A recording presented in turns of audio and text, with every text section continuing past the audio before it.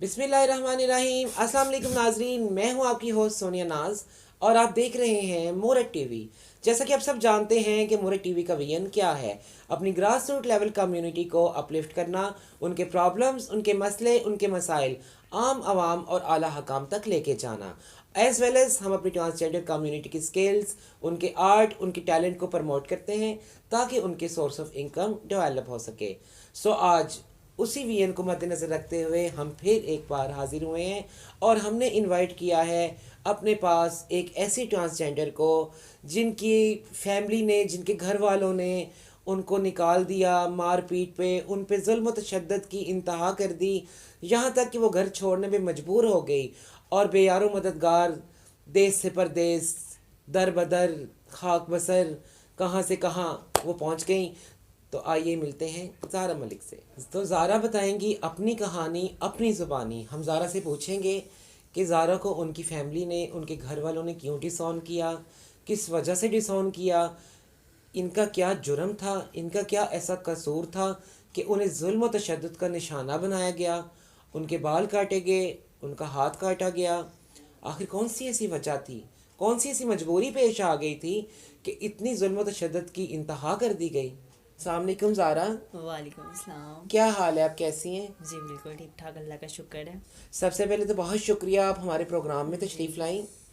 और जहाँ तक थोड़ा सा पता चला है ज़ारा आपकी स्टोरी के बारे में, जी आप अपनी फैमिली के साथ रहती थी पहले? जी नहीं, मेरी मामा पापा नहीं है। मैं अच्छा, आपके मामा पापा जी नहीं हैं? नहीं है। तो कितना अरसा हो गया वो फौत हुए?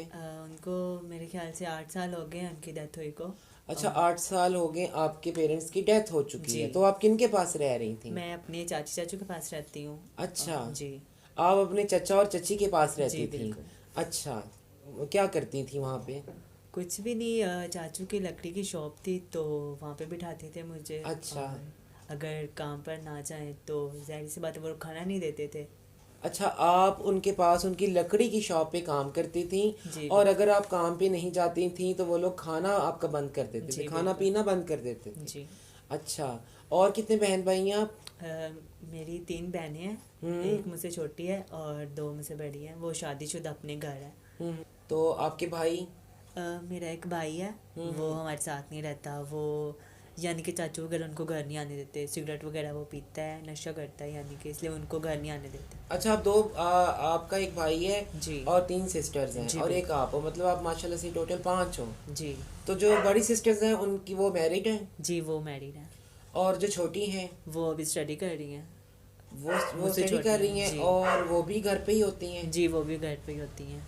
तो अगर वो चाचू काम ना करने पे आपका खाना पीना बंद कर देते थे तो आपकी जो छोटी सिस्टर है तो उनके साथ वो कैसा सलूक करते हैं? उनके साथ भी वो, अगर वो घर का काम ना करे तो उसको मारते पीटते हैं अच्छा। और बहुत जुल्म करते हैं। अच्छा, अगर छोटी बहन भी काम ना करे तो उसको मारते हैं, उसको पीटते हैं, उस पर बहुत जुल्म करते जी हैं। तो कोई आपकी फैमिली में कोई सरबराह ऐसा नहीं है जो उनको पूछ सके कि वो ऐसा क्यों करते हैं?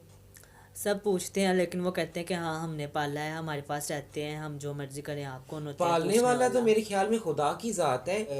पालनहार तो वो है, तो उनको भी तो खुदा ही पाल रहा है ना। तो ये तो इंतहाई मैं कहती हूँ। और सगे चचा हैं, खून के रिश्ते हैं, खून सफ़ेद हो चुके हैं कि सगे चचा ने जुल्म की इतनी इंतहा कर दी है। उनको पता कि आप ख्वाजा सरा हैं? जी उनको पता है कि मेरी हरकतें ख्वाजा की तरह है, तो मैं अब एक लड़कियों की तरह घर पे रहता हूँ। हाँ, और मैंने पीछे घर पे रहती हैं आप। जी बिल्कुल। अब लड़कियों की तरह रहती थी और उनको पता था, उनको इस चीज़ पे भी एतराज़ था जी कि तुम लड़कियों की तरह क्यों रहते हो, जी बिल्कुल। तुम बाल लंबे क्यों रखते हो, तुम लड़कियों की तरह क्यों चलते हो, तुम लड़कियों की तरह क्यों बोलते हो। इन बातों पे एतराज़ होगा ना उनको। बिल्कुल बहुत। तो उस चीज़ पे उन्होंने कोई एक्शन लिया? जी उन्होंने मेरे ये पिछले संडे उन्होंने मेरे बाल काट दिए सारे, मारा, इतना मारा अच्छा, पीटा। आपने बाल बढ़ाए हुए थे, जी उन्होंने आपके बिल्कुल। बाल काट दिए, जी आपको मारा, आपको पीटा। ये आपके हाथ पे पट्टी किस चीज़ की बंधी हुई है? ये मैंने वो छोटी ईद पे मेहंदी लगाई थी तो चचा ने मुझे मारा पीटा और धक्का देकर मशीन में हाथ दे दिया। Oh my God! यानी कि एक ख्वाजा सरा को मेहंदी लगाने की ये सज़ा दी गई, इतना कि उसका हाथ काट दिया गया। خدا کا خوف ہی دنیا سے ختم ہو گیا ہے اور خون کے رشتے اتنے سفید ہو گئے ہیں کہ ایک خواجہ سرا جس کا کام یہی ہے سجنا سورنا اوڑھنا پہننا اور مہندیاں لگانا، اس کو مہندی لگانے کی جرم کی یہ سزا دی گئی کہ اس کا یہ ہاتھ کاٹ دیا گیا۔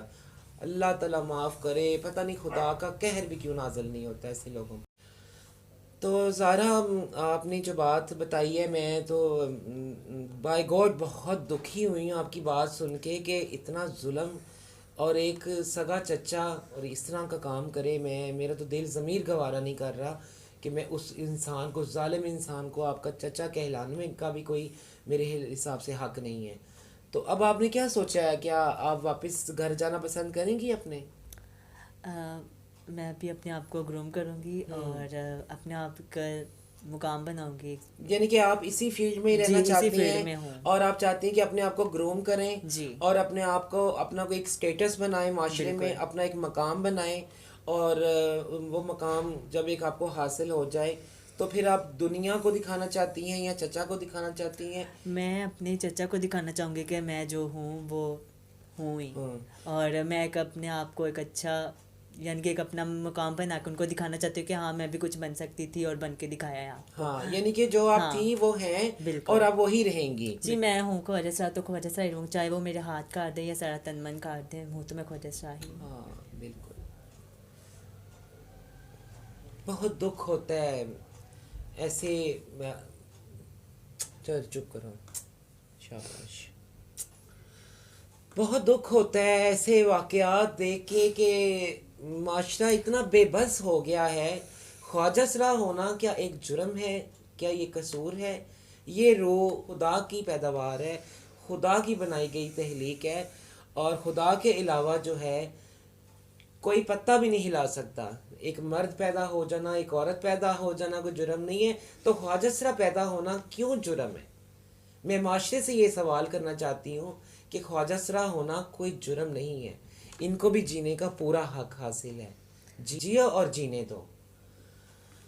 زارا، ہماری دعائیں آپ کے ساتھ ہیں، ہماری بیسٹ وشز آپ کے ساتھ ہیں، اور انشاءاللہ آپ کے لیے جو ہو سکا ہم ضرور کریں گے۔ ہم آپ کے ساتھ پورا تعاون کریں گے، ہم آپ کے ساتھ پوری سپورٹ دیں گے، اور کسی کا مجھے نہیں پتا، میں آپ کے ساتھ دلی طور پہ آپ کے ساتھ ہوں۔ ہمیں آپ نے بالکل اب نہیں رونا، اپنا دل بھرا کرنا ہے آپ نے، ٹھیک ہے؟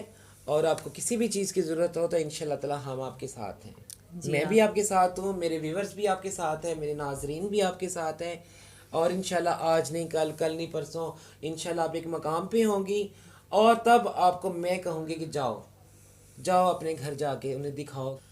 زارا، اب آپ نے اس وقت اس گھر میں دخل قدم رکھنا ہے کہ جب آپ کچھ بن جاؤ، آپ کسی مقام پہ ہو، تاکہ آپ کی فیملی کو، آپ کے چچا کو، آپ کی چچی کو احساس ہو کہ انہوں نے کتنا قیمتی ہیرا گوا دیا، انہوں نے کیا کھو دیا۔ تو ہماری ہنسنگز آپ کے ساتھ اور ہمیشہ رہیں گی۔ تھینک یو سو مچ سونیا میم۔ نہیں کوئی بات نہیں، میں کو دل سے کہہ رہی ہوں یہ بات۔ تو ناظرین، میں معاشرے سے بھی یہی سوال کرنا چاہوں گی، بلکہ ایک پیغام دینا چاہوں گی کہ خواجہ سرا ہونا کوئی جرم نہیں ہے، اور اس جرم کی اتنی بڑی سزا انتہائی افسوسناک اور ایک ظلم کی انتہا ہے۔ بس آئی ایم اسپیچ لیس، میرے پاس الفاظ نہیں ہے کہ میں ان کو کن الفاظ میں ایکسپریس کروں۔ خیر، مطلب اتنی وہ مونسفل اور دکھی ایک سٹوری سن کے میرے سے تو یقین کریں بات بھی نہیں اب کی جا رہی۔ اپنی میزبان سونیا ناز کو اجازت دیجیے، جڑے رہیے ہمارے ساتھ اور دیکھتے رہیے مورت شو۔ اللہ نے کے پان۔